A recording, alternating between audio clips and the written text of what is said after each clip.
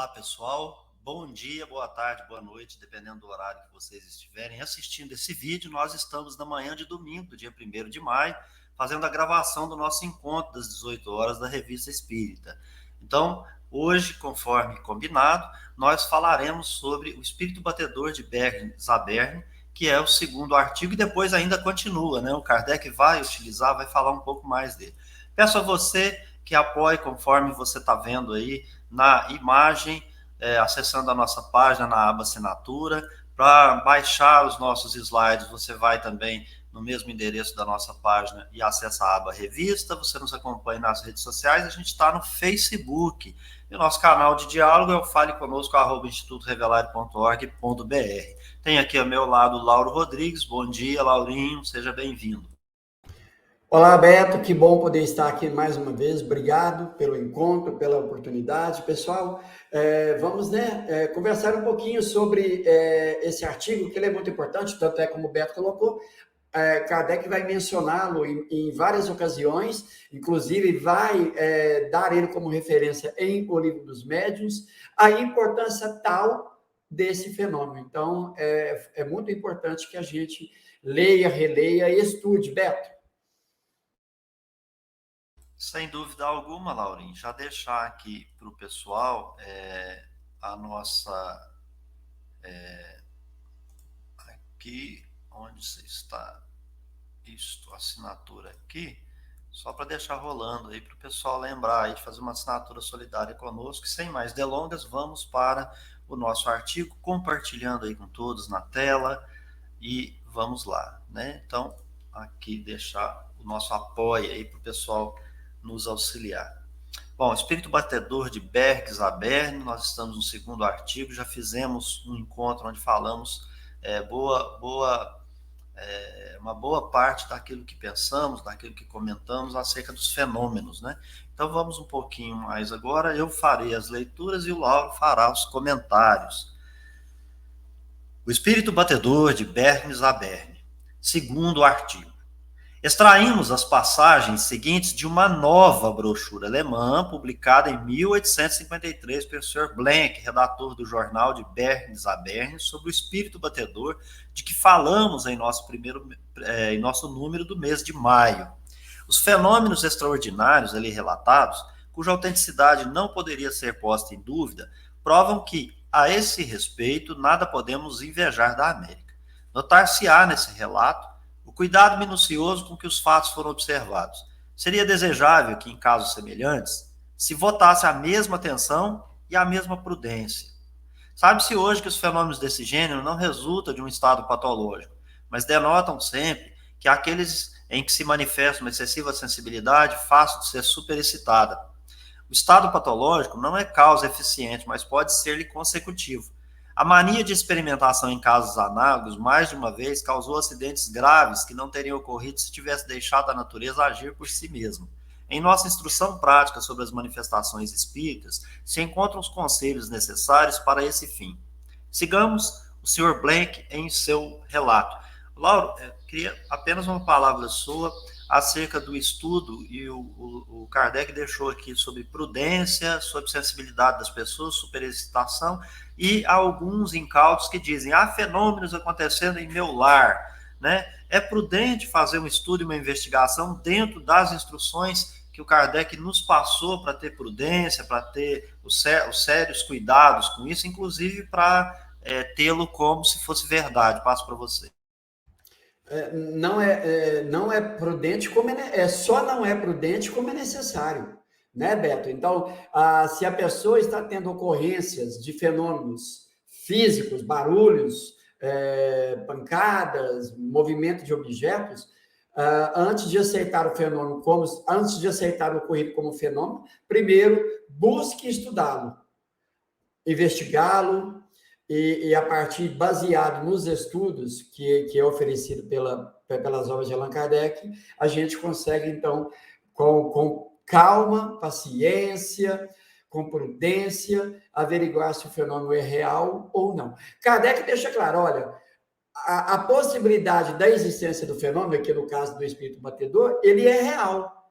Kardec ele não está colocando aqui em questão se o que aconteceu na América, na Alemanha, é real ou não. O que ele diz é o seguinte: o fenômeno é possível acontecer. Ah, mas isso não aconteceu lá na Alemanha. Aí é outra história, mas de acordo com o que está sendo descrito aqui, o fenômeno pode ocorrer, como ocorreu na América, e nós temos aí as irmãs Fox, que, né, foi a precursora, que chamou a atenção para esses fenômenos. Beto? Agir com prudência, portanto, é uma necessidade. Estudar o fenômeno não é radicalismo, é exercício da necessária prudência. Prossigamos, Laurinho. Os leitores de nossa brochura, diz o Sr. Blank, intitulada Os Espíritos Batedores, viram que as manifestações de Philippine Sanger têm um caráter enigmático e extraordinário. Relatamos esses fatos maravilhosos desde seu início até o momento em que a criança foi conduzida ao médico real do cantão. Examinaremos agora o que se passou desde aquele dia. Quando a criança deixou a casa do Dr. Bentner para regressar à casa paterna, as batidas e arranhaduras recomeçaram na casa do pai Sanger. Até esse momento, e mesmo depois da cura completa da jovem, as manifestações foram mais marcantes e mudaram de natureza. Neste mês de novembro de 1852, o espírito começou a assoviar, e a seguir ouvia-se um ruído comparável ao de uma roda de carrinho de mão que girasse sob seu eixo seco e enferrujado. Mas o mais extraordinário de tudo, incontestavelmente, foi a desordem dos móveis no quarto de Philippine. Desordem que durou 15 dias. Uma ligeira descrição do lugar parece-me essencial. O quarto tem aproximadamente 18 pés de comprimento por 8 de largura. Chega-se a ele pela sala comum. A porta que comunica essas duas peças abre-se à direita. O leito da criança estava colocado à direita. No meio, havia um armário e no canto esquerdo a mesa de trabalho de Sanger, na qual foram feitas duas cavidades circulares cobertas por tampas. Quanto ao Philippine, né, tem uma nota do tradutor. Nota-se que há discordância do relator da brochura quanto ao sexo da criança responsável pelos fenômenos, aqui apresentada como uma menina, em vez do garoto descrito no fascículo do mês anterior. O mesmo podemos dizer dos nomes próprios, ora grafados, como Sanger ou Sanger, ora como Beltner ou Bentner. Então, atentar para essas questões aí. Prossigamos. Na noite em que começou o tumulto, a senhora Sanger e Francisque, sua filha mais velha, estavam sentadas na primeira sala, perto de uma mesa, ocupadas em descascar vagens. De repente, uma pequena roda lançada do quarto de dormir caiu perto delas. Ficaram tanto mais amedrontadas quanto sabiam de ninguém, além de Philippine, então mergulhada em sono profundo, se encontrava no quarto. Além disso, a rodinha fora lançada do lado esquerdo, embora se achasse na prateleira de um pequeno móvel colocada à direita. Se houvesse partido do leito, deveria ter alcançado a porta e aí se detido. Tornava-se evidente, portanto, que a criança nada tinha a ver com o caso. Enquanto a família Sanger externava uma surpresa sobre o acontecimento, alguma coisa caiu da mesa no chão. Era um pedaço de pano que antes estava mergulhado numa bacia cheia d'água. Ao lado da rodinha jazia também uma cabeça de cachimbo, havendo outra metade ficado sobre a mesa. O que tornava a coisa ainda mais incompreensível era que a porta do armário, onde estava a pequena roda, antes de ser atirada, achava-se fechada. A água da bacia não estava agitada e nenhuma gota se havia derramado sobre a mesa. De repente, a criança, sempre adormecida, grita do leito: "Pai, vá embora, ele atira, saiam, eles vos atirarão também." Obedeceram a essa ordem. E assim que foram à primeira sala, a cabeça do cachimbo foi atirada com muita força, sem que, no entanto, se quebrasse. Uma régua que Philippine usava na escola seguiu o mesmo caminho. O pai, a mãe e sua filha mais velha entreolhavam-se apavorados e como refletissem sobre o caminho a tomar, uma grande plana do Sr. Sanger e uma grande tora de madeira foram lançadas de sua banca de carpinteiro para o outro quarto. Sobre a mesa de trabalho, as tampas estavam no lugar, e apesar disso, os objetos que elas cobriam também haviam sido jogados longe. Na mesma noite, os travesseiros da cama foram lançados sobre o armário e o cobertor atirado contra a porta. Em outro dia, haviam posto aos pés da menina, debaixo do cobertor, um ferro de passar pesando cerca de 6 libras. Logo foi atirado na outra sala. O cabo tinha sido retirado e foi encontrado sobre uma cadeira no quarto de dormir.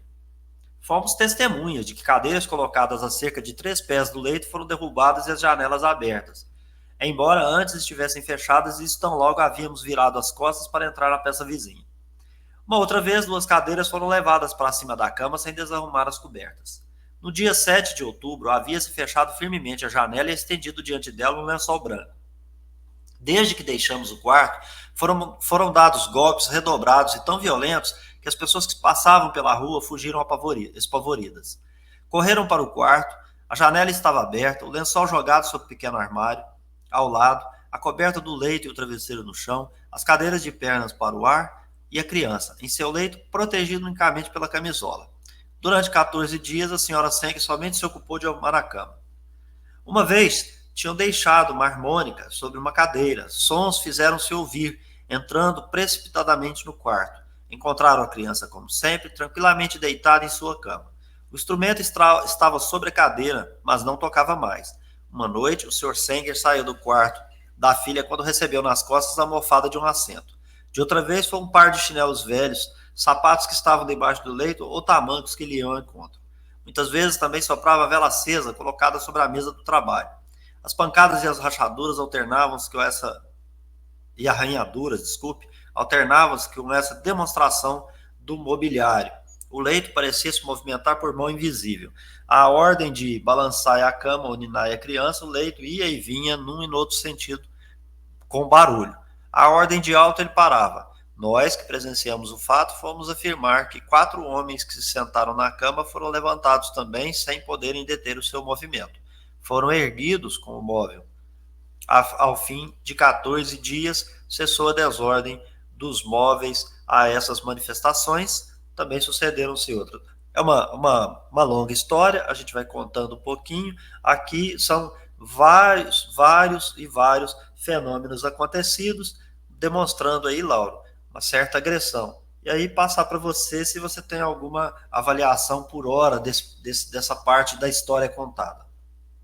Eu quero ser breve aqui, porque eu quero remeter às pessoas, você que está nos assistindo, estudando conosco, que vá no Livro dos Médiuns. Nós já temos gravado vídeos falando sobre as manifestações físicas, a teoria, como se dá o fenômeno. Então, a partir disso, nós vamos, então, compreender tudo isso aqui. Objetos que são lançados, assovio, ruído, arranhões, arremesso de objetos pesados e leves, né? A criança, então, pedindo para que todos saiam, que eles vão ser agressivos a tirar coisas. Então, denota que, moralmente falando, os espíritos que estão se manifestando, ou o espírito está se manifestando, ele é de uma ordem inferior. E o que chama a atenção aqui é que 4 homens foram erguidos, e assim, há o testemunho de quem está narrando. Nós presenciamos o fenômeno. Nós vimos 4 homens serem erguidos. Então, por que eu estou trazendo isso? Olha, tora pesada, 4 homens que são erguidos. Então, caracteriza que essa criança, ela tem uma capacidade mediúnica ou de desprendimento fluídico muito abundante. E que esse espírito encontra, tem uma simpatia, uma relação de afinidade muito grande com esse espírito encarnado, esse médium, que possibilita esse fenômeno. Então, eu mais uma vez, eu convido você que vá na nossa playlist e busque lá o estudo do Livro dos Médiuns e venha estudar com a gente, conosco, porque isso aqui está muito relacionado, completamente relacionado com o que foi dito lá, viu, pessoal? Beto? Pois bem, Laurinho, então quer dizer que nós podemos aprender a alguma coisa a respeito, um pouco mais, lá no Livro dos Médiuns, dos fenômenos de manifestações físicas, né? E a gente também depreendeu que a moral do espírito manifestante é inferior, mas eu queria acrescentar que esse espírito também acatava comando, o que parece que ele responde positivamente à autoridade moral daqueles que são talvez um pouco ou mais superiores, né? Porque ele também aceitou o comando, e isso a gente também aprendeu lá em O Livro dos Médiuns. Aí eu vou prosseguir a leitura, mas se você quiser... Beto, inclusive, né, no artigo anterior nós lemos isso, a criança, ela dá ordens para o espírito, você lembrou bem. Então, isso também denota que esse espírito encarnado, né, como criança, tem uma autoridade, uma ascendência sobre o espírito manifestante. Isso. Então, prosseguindo.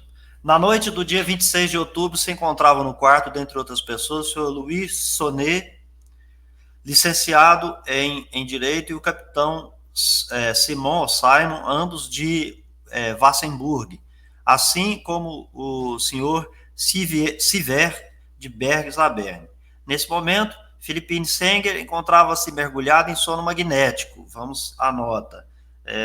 O Kardec diz: uma sonâmbula de Paris havia entrado em relação com a jovem e, desde então, esta caía espontaneamente em sonambulismo. Nessa ocasião, passavam-se fatos notáveis que relataremos de outra vez.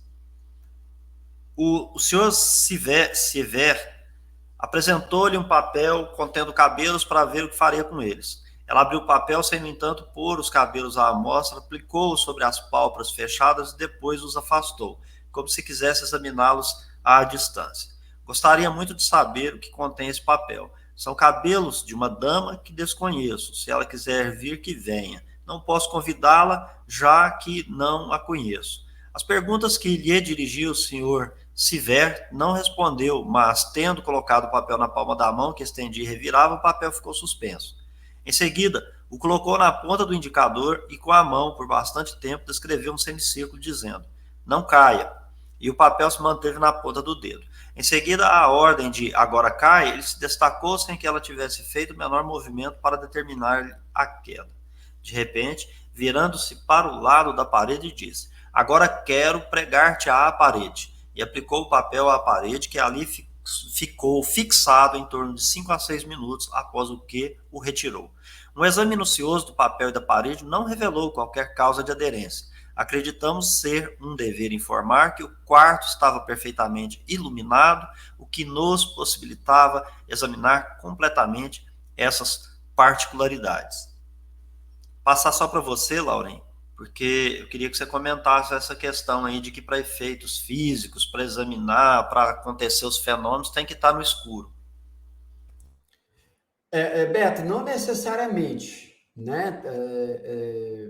Penumbra, não há essa necessidade para que ocorra o fenômeno. O que ele chama atenção aqui, ele está dizendo assim: olha, pessoal, nós estamos deixando vocês a par de que tudo isso que ocorreu foi em plena luz. Né? Então, para que não surja a ideia de que eles estavam sendo ludibriados pela própria imaginação, porque é muito fácil, né?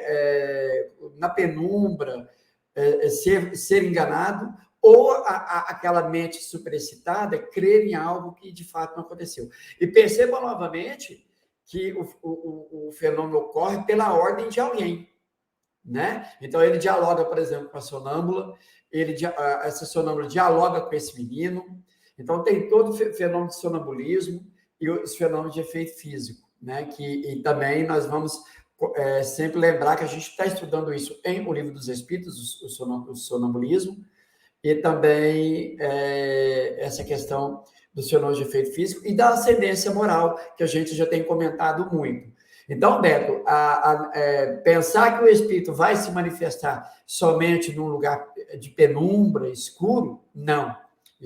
Claridade para ele pouco importa. Agora, é claro, por exemplo, numa vidência, quanto mais estiver mais escurecido, é claro que pode possibilitar um pouco mais o médium ver. Mas isso não é regra, viu? Isso vai depender muito do quão de desprendimento, do quão de afinidade há entre espírito e médium, Beto.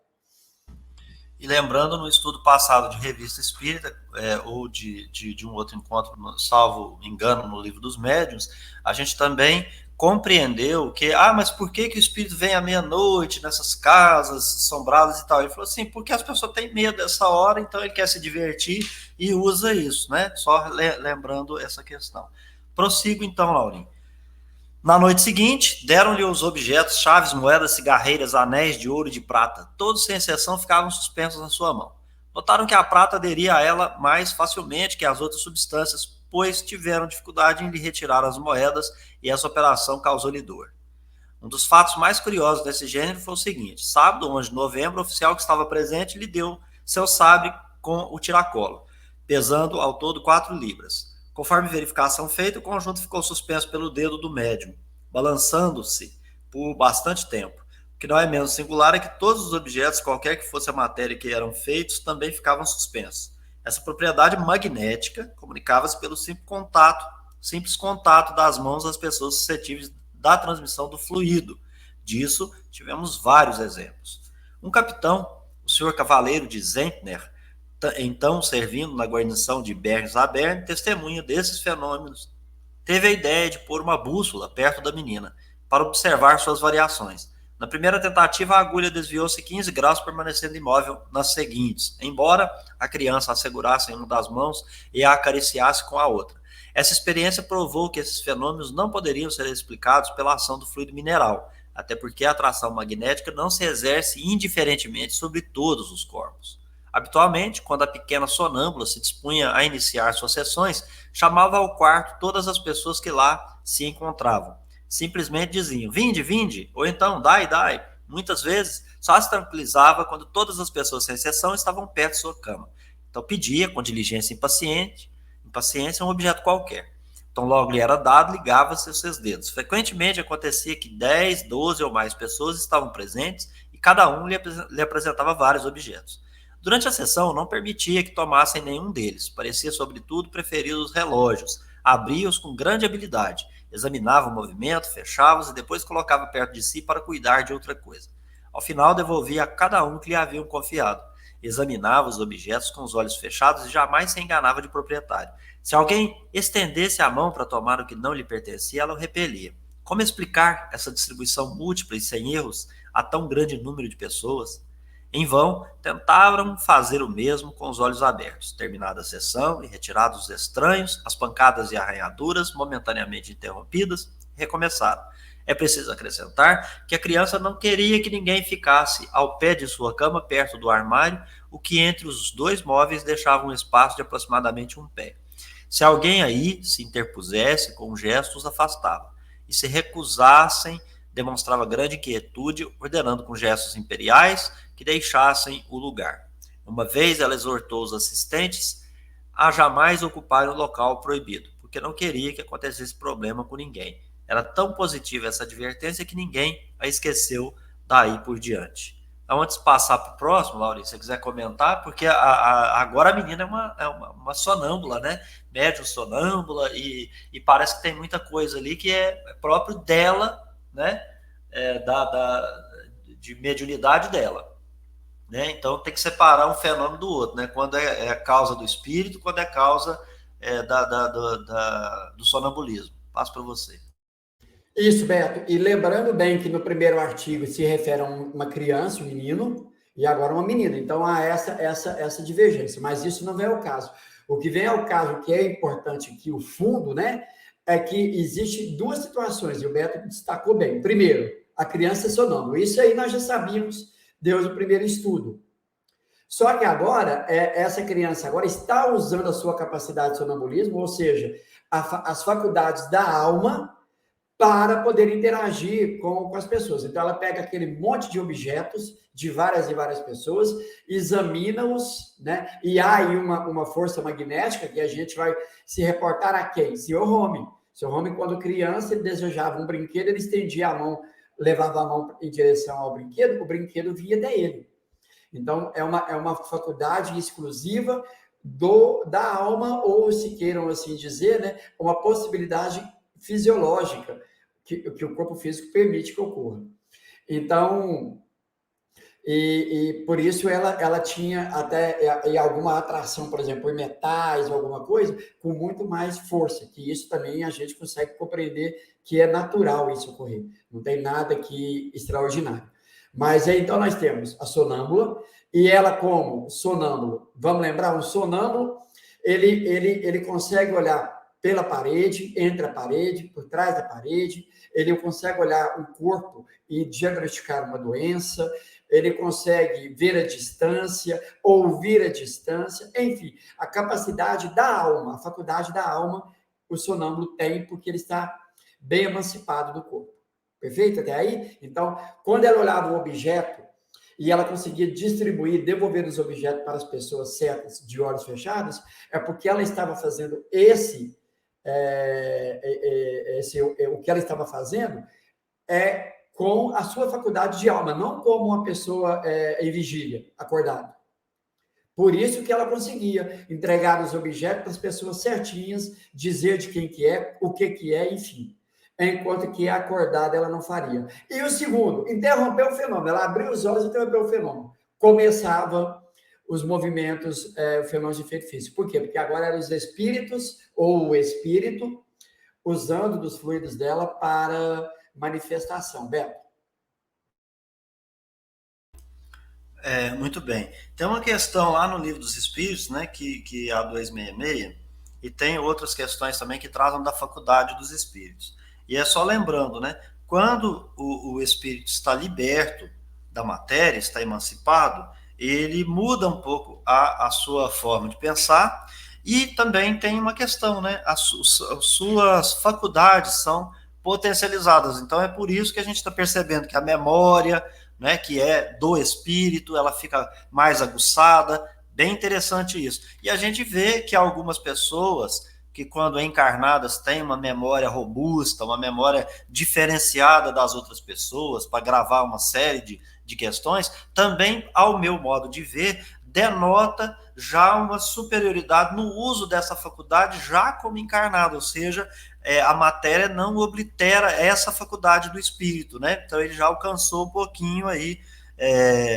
A gente então está percebendo nesses fenômenos, né? Tanto o sonambulismo de um lado, quanto a própria faculdade mediúnica do outro, que seria no caso da comunicação, né? Com o espírito e com o médium. O sonambulismo quando é só ela e seu espírito, demonstrando essa ampliação de suas faculdades de espírito, né? No sonambulismo, então, digo eu, ocorre a emancipação da alma e essas faculdades da alma se potencializam, né? Segundo o que Laurinha acabou de mencionar. Prossigo. Algum tempo depois, as pancadas e arranhaduras, juntou-se um zumbido comparável ao som produzido por uma grossa corda de violoncelo. Uma espécie de assobio misturava-se a esse zumbido. Se alguém pedisse uma marcha ou dança, seu desejo era satisfeito. Música invisível se mostrava muito complacente. Com o auxílio das arranhaduras, chamava pelo nome as pessoas da casa ou os estranhos presentes. Esses estendiam a quem eram dirigidos os apelos. A esse chamado, a pessoa designada respondia sim, para dar a entender que sabia tratar-se dela. Então era executado em sua homenagem um trecho de música que por vezes dava lugar a cenas divertidas. Se alguém que não fosse chamado respondia sim, a arranhadura fazia-se entender por um não, exprimindo a seu modo de que nada tinha de dizer naquele momento. Tais fatos se produziram pela primeira vez na noite do dia 10 de novembro e continuam a manifestar até hoje, na data de quando se escreveu essa brochura em 53. Eis agora como procedia o espírito batedor para designar as pessoas. Desde várias noites, havia-se notado que os diversos convites para fazer tal e qual coisa, ele respondia por um golpe ou por uma arranhadura prolongada. Tão logo o golpe seco era dado, o batedor começava a executar o que se desejassem dele. Ao contrário, quando arranhava, não satisfazia o pedido. O médico teve então a ideia de tornar por sim o primeiro ruído e por não o segundo, sendo desde então confirmada essa interpretação. Notou-se também que, por uma série de arranhões mais ou menos fortes, o espírito exigia certos objetos das pessoas presentes. Por força de atenção e notando a maneira por que o ruído se produzia, pôde-se compreender a intenção do batedor. Assim, por exemplo, o Sr. Sanger contou que certa manhã, ao romper do dia, ouvira barulhos modulados de certa maneira. Sem ligar a isso nenhum sentido, percebeu que não cessava senão quando ele estava fora do leito, daí compreendendo o que significava. Levanta-te. Foi assim que, pouco a pouco, familiarizou-se com essa linguagem e, por certos sinais, pôde reconhecer as pessoas designadas. Então, tipologia, mediunidade, comunicação com o espírito, necessidade do médium ali para que a comunicação acontecesse. Já eu passo para o Laurinho. Chegou o aniversário no dia que o espírito batedor se havia manifestado pela primeira vez. Numerosas mudanças se tinham operado no estado de Philippine Sanger. As batidas, os arranhões e os zumbidos continuavam, mas todas essas manifestações juntou-se a um grito particular, que ora se assemelhava ao de um ganso, ora de um papagaio, ora de qualquer outra ave de grande porte. Ao mesmo tempo se ouvia como que repicar na parede, semelhante ao ruído das bicadas de um pássaro. Nessa época, Philippine Sanger falava muito durante o sono, parecendo preocupada sobretudo com um certo animal semelhante a um papagaio postado ao pé do leito, gritando e dando bicadas na parede. Desejando-se ouvir o papagaio gritar, este emitia gritos pungentes. Fizeram-se diversas perguntas, às quais respondeu por gritos do mesmo gênero. Várias pessoas ordenaram-lhe dizer cacatoês e foi ouvida distintamente a palavra cacatoês, como se houvera sido pronunciada pelo próprio pássaro. Silenciaremos sobre os fatos menos interessantes, limitando-nos a relatar o que houve de mais notável em relação às modificações sobrevindas e ao estado físico da garota. Até porque, né, nesse caso aí, poderia ser pensado como se fosse um ventriloquismo, né? Então, eu acho que ele supera esse fato aí por realmente não ser tão interessante. Algum tempo antes do Natal, as manifestações se renovaram com mais energia. Os golpes dos arranhões tornaram-se mais violentos e duravam mais tempo. Mais agitada que de costume, muitas vezes Filipine pedia para não dormir em sua cama e sim na de seus pais. Rolava no leito chamando: não posso mais ficar aqui, vou sufocar, eles vão me encerrar na parede, socorro. E sua calma só retornava quando carregava para o outro leito. Apenas nele se achava e golpes muito fortes eram ouvidos no alto. Parecia partir do sótão, como se o carpinteiro martelasse sobre as vigas. Algumas vezes eram tão vigorosos que a casa ficava toda abalada. As janelas vibravam, as pessoas presentes sentiam o chão tremer sob os pés. Golpes semelhantes eram dados igualmente contra a parede perto da cama.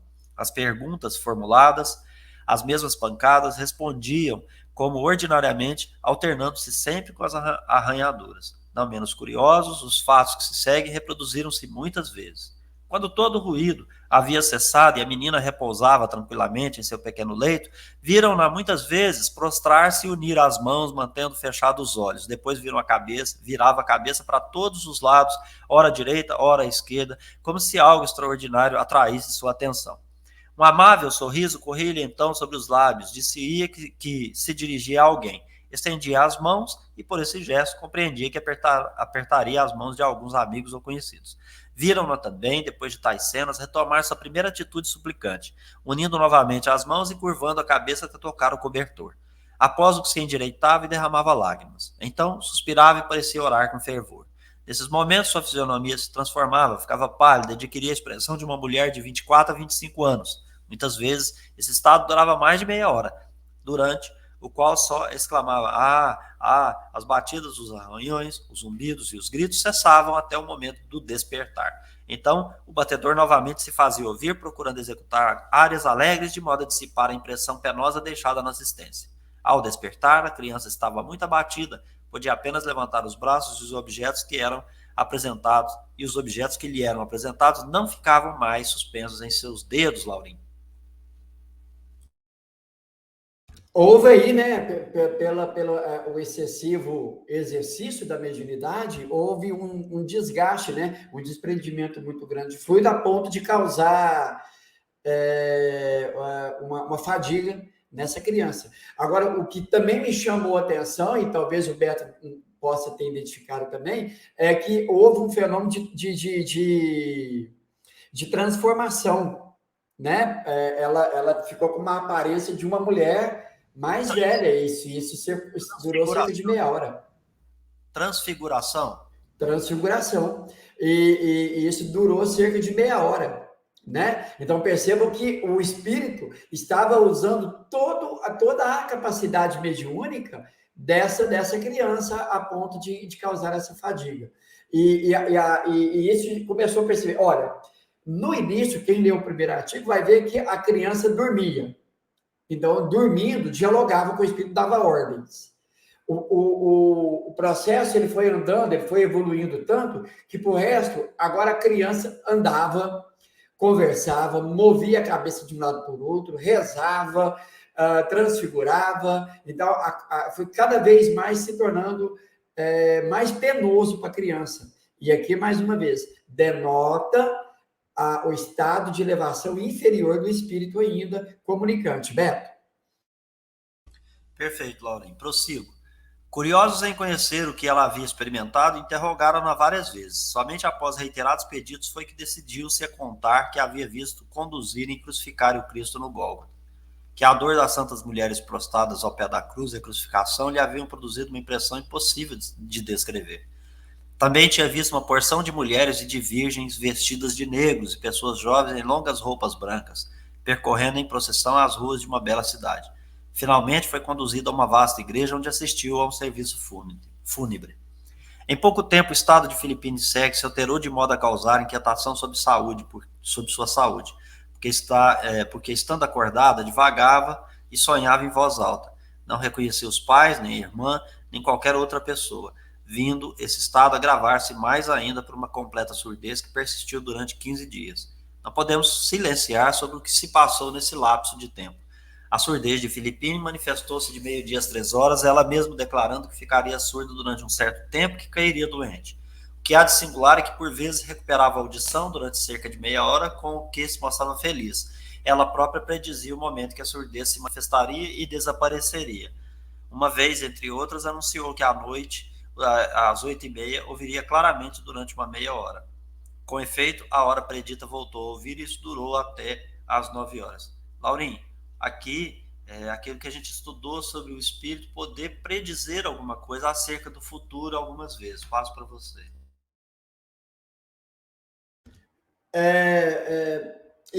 Né, nós vamos pegar aqui, nós estudamos no Livro dos Espíritos, na quinta-feira última, a comunicação do espírito que faz uma previsão de que a guerra estava ao fim.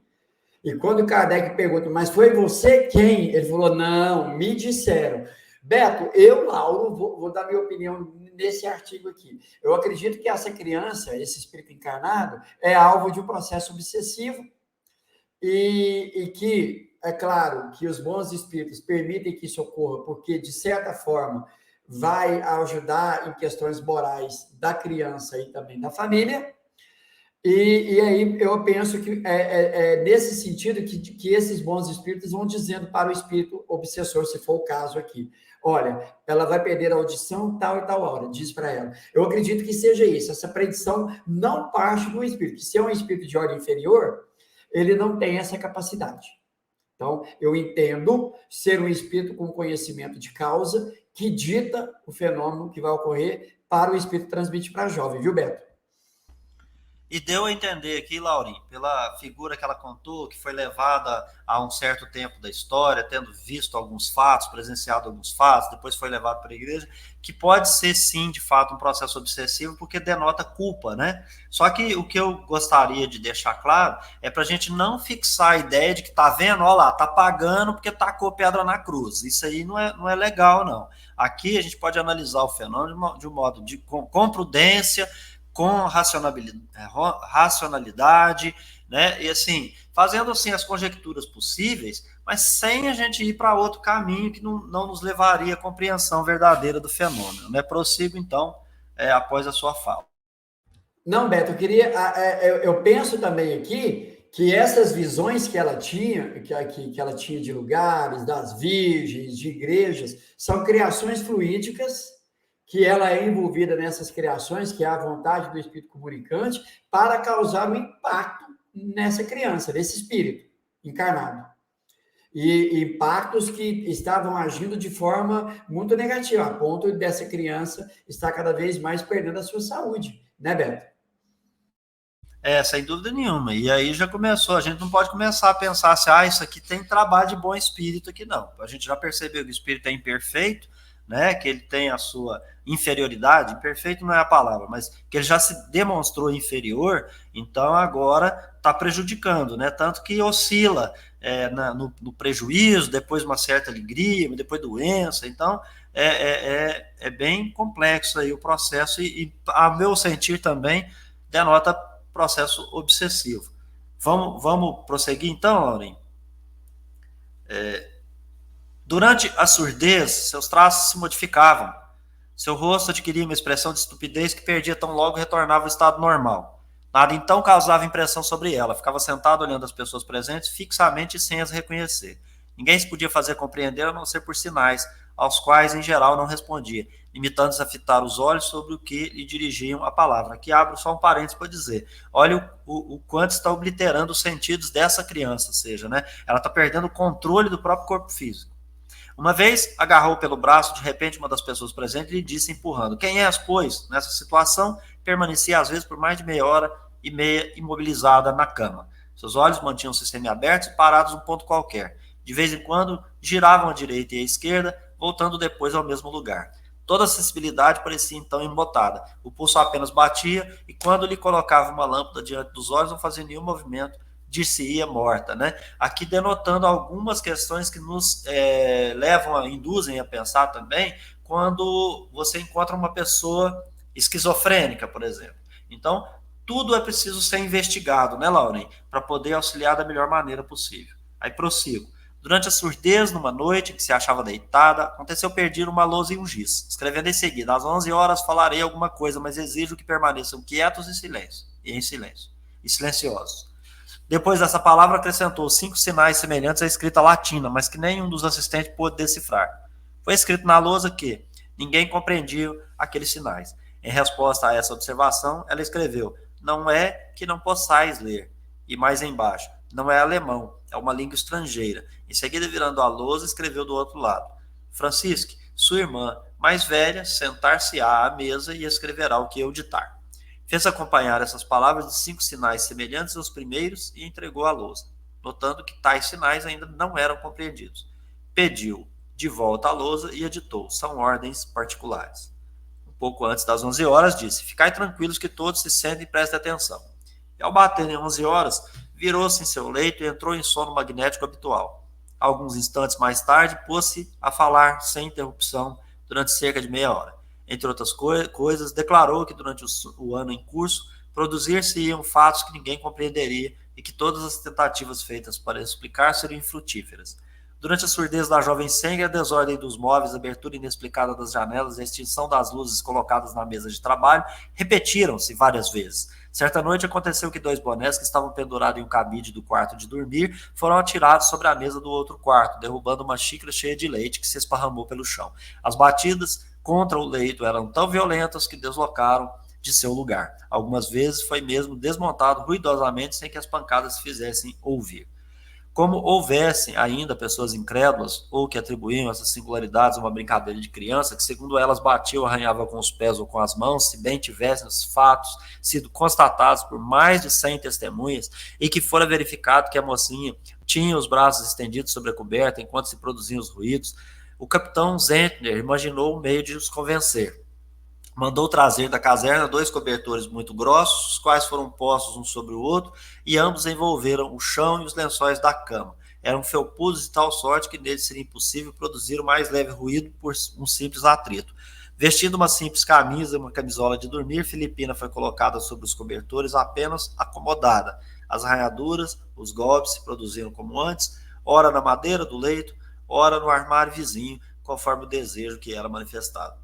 Acontecia muitas vezes que quando alguém cantarolava ou assoviava uma área qualquer, o batedor o acompanhava e os sons percebidos pareciam provir de 2, 3 ou 4 instrumentos.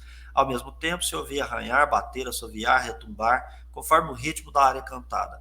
Muitas vezes também o batedor pedia a um dos assistentes que cantasse uma canção, designável pelo processo que já conhecemos.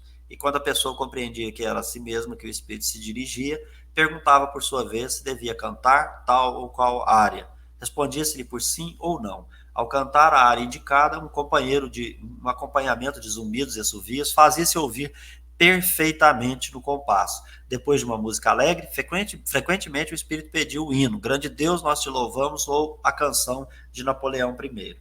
A nota de rodapé, ao terminar a terceira sinfonia, conhecida hoje como Heróica, Ludwig van Beethoven, provavelmente em 1802, colocou-lhe o título de Buonaparte, seguido do título para celebrar a memória de um grande homem. O nome permaneceu até 1804, quando Napoleão coroou a si mesmo diante do Papa, provocando um acesso de fúria em Beethoven, que achou aquilo um ato de tirania. O músico retirou o nome de Napoleão do topo da partitura, rasgou o papel em 2 e jogou no chão. Depois rasurou o título da folha de rosto da obra. Se lhe pedisse para tocar sozinha essa última canção ou qualquer outra, executava do começo ao fim. As coisas iam assim na casa de Sanger, que quer de noite, durante o sono, no estado de vigília da menina, até o dia 4 de março de 1853, época que as manifestações entraram numa nova fase. Esse dia foi marcado por um fato ainda mais extraordinário que os precedentes. Continua no próximo número, Laura. Extraordinário, né? O relato. Muitos vão ouvir e vai até achar um tanto quanto alucinado, mas aí nós precisamos, então, sempre nos recorrer aos fenômenos de efeitos físicos, buscar cientificamente compreender como se dá isso, aí fica tudo tranquilo. Ah, mas assovios? Sim, assovios, vozes, barulhos, a tipologia, a sematologia, a psicografia, você vê que ela diz que entregar para a irmã, que a irmã vai escrever, e tudo isso baseado nesses fenômenos de efeitos físicos. Beto, uma coisa que é importante destacar aqui, que muitos vão dizer assim, mas o espírito ele não pode ser inferior, que ele faz uma canção louvando a Deus. E aí nós podemos ir lá na escala espírita, então, e vamos buscar, por exemplo, os espíritos levianos, os espíritos zombeteiros, que vão fazer graça, né? Nós vamos buscar, por exemplo, na obsessão, médios obsediados, que muitas das vezes os espíritos se manifestam, os obsessores, a estratégia que eles usam é falar sobre caridade, sobre Deus, sobre a Virgem, para encher os olhos das pessoas. Então, o fato de ter a cantoria, e a cantoria ser para o lado gospel, ou né, trazendo Deus como fundo, não significa, não podemos aí colocar na conta de um espírito elevado. E outra coisa que me chamou a atenção aqui é que as testemunhas, ele vai dizer assim, ó, mais de 100 testemunhas observaram o fenômeno. Né? Então, você vê que um policial lá, ele tomou todos os cuidados possíveis para convencer as pessoas que ainda duvidavam. Então, vocês verem que o fenômeno já estava muito bem conhecido ali entre as pessoas, muitos já estavam observando, e por isso, penso eu, que essa pessoa mandou esse artigo com essa certa... esse sentimento de verdade naquilo que ele está relatando, viu, Beto? E com relação a essa questão, né, de palavras piedosas dentro de uma mensagem cujo fito é enganar, o Erasto faz essa advertência lá em 1861 aos espíritas, tanto de Lyon quanto os espíritas, diga? De Paris, de Bordeaux, os espíritas de modo geral, né? Isso, de Bordeaux, de Paris, e que ecoa até os dias atuais. Então, isso que o Lauro comentou é importante. Outra coisa, Lauro, é que aqui é um fenômeno bem complexo, né? Então, vamos ouvir as palavras de Kardec a esse respeito, né? Onde ele vai fazer as seguintes observações. Esperamos que os nossos leitores não nos censurem pela extensão que demos a esses curiosos detalhes e que leia a sua continuação com não menor interesse. Faremos notar que esses fatos não vêm de além-mar, cuja distância é um grande argumento, pelo menos para certos céticos. Nem mesmo vêm de além-reno, porquanto se passaram em nossas fronteiras quase sobre nossos olhos há 6 anos apenas. Como se vê, Felipe Nissenger era um médium natural muito complexo. Além da influência que exercia sobre os fenômenos bem conhecidos dos ruídos e movimentos, era sonâmbula estática. Conversava com seres incorpóreos que via, ao mesmo tempo via os assistentes e lhes dirigia a palavra, embora nem sempre lhes respondesse, o que prova que em certos momentos se achava isolado. Para aqueles que conhecem os efeitos da emancipação da alma, as visões que relatamos nada têm que não possam ser explicadas facilmente. Nesses momentos de êxtase, é provável que o espírito da criança se visse transportado para algum país longínquo, onde assistia, talvez em recordação, a uma cerimônia religiosa. Pôde-se admirar da lembrança que conservava ao despertar. Mas esse fato não é insólito. De resto, pode-se notar que a lembrança era confusa, sendo necessário insistir muito para provocá-la. Se observarmos atentamente o que se passava durante a surdez, reconheceremos sem dificuldade um estado cataléptico, uma vez que essa surdez era apenas temporária. É evidente que não provocava alterações nos órgãos da audição. O mesmo podemos dizer da obliteração momentânea das faculdades mentais, que nada tinha de patológico, visto que num dado instante tudo voltava ao estado normal. Essa espécie de estupidez aparente resultava de um desprendimento mais completo da alma, cujas excursões faziam-se com maior liberdade, não deixando ao sentido senão a vida orgânica, que se julgue, pois, o efeito desastroso que teria resultado de uma intervenção terapêutica em semelhantes circunstâncias. Fenômenos do mesmo gênero podem se produzir a cada momento. Não saberíamos, nesse caso, recomendar maior circunspecção. Uma imprudência pode comprometer a saúde e até mesmo a vida. Né, Laurinha? Então, devolvo para você. Nossa, o que me admira em Kardec é essa lucidez dele. Olha para você ver como que ele traz à luz uma explicação, né? Olha, a surdez momentânea, a perda, né, da sua condição mental, ela recobrava em algum momento, perdia, é um estado cataléptico. E nós estudamos isso, né? Ou nós vamos estudar isso em O Livro dos Médiuns, Sonhos, Sonos e o Sonambulismo, né? Então, por exemplo, a catalepsia, por exemplo, é uma perda momentânea quase que os órgãos, eles ficam inutilizados, eles entram quase que em morte, por assim dizer. O corpo passa a ser uma matéria inerte. Aí o espírito ganha mais emancipação, ele consegue se desprender mais. E a lucidez dele, quando ele vai dizer, olha, muitas das vezes, por ela ser uma sonâmbula estática, a capacidade dela viajar mais longe, né? Ela poderia ir a algum lugar e estar assistindo a algum ritual religioso, e depois ela traz a impressão disso quando desperta.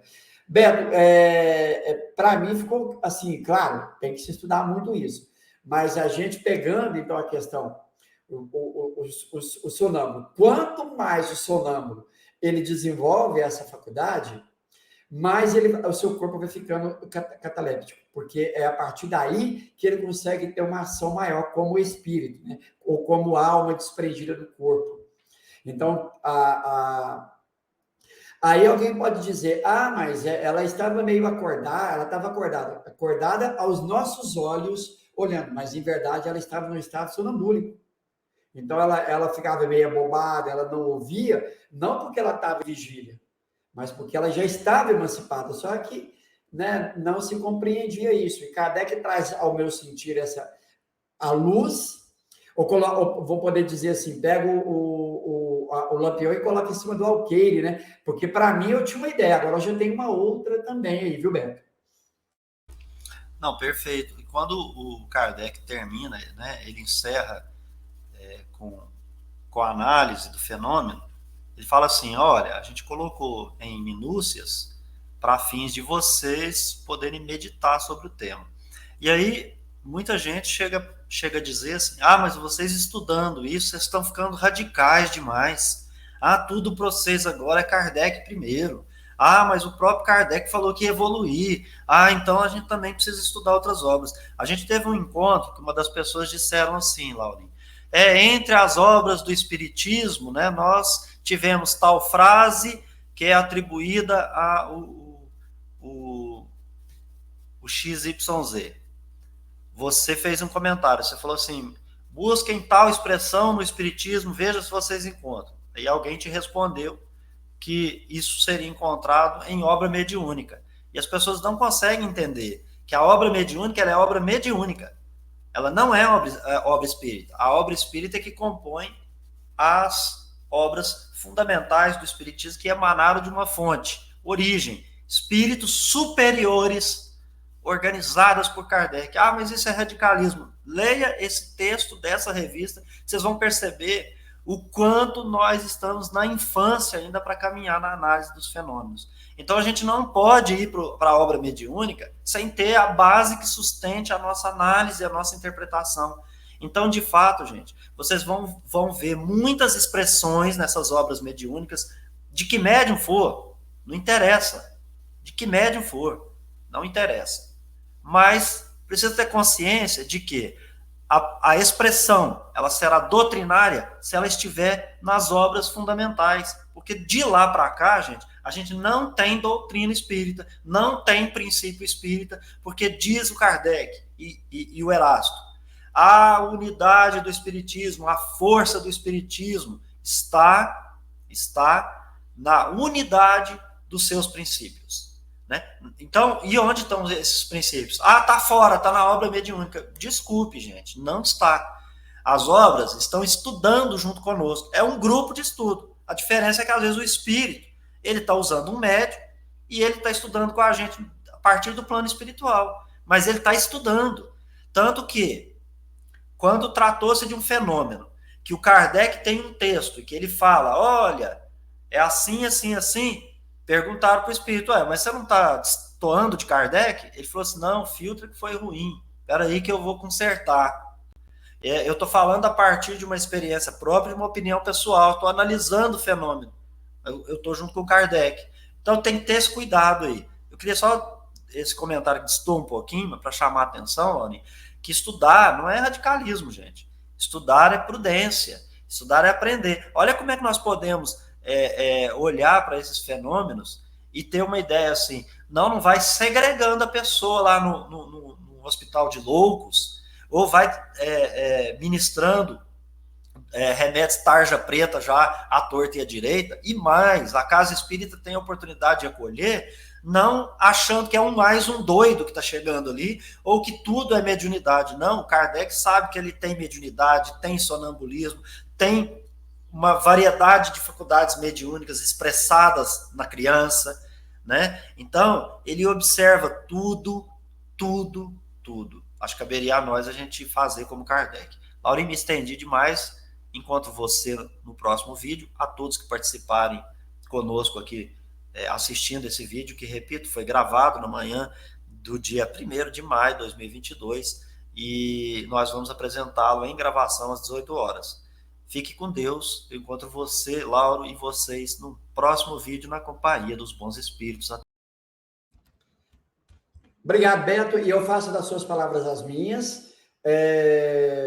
Qualquer notícia que um espírito vier a dar de uma obra mediúnica não significa que ela é doutrinário.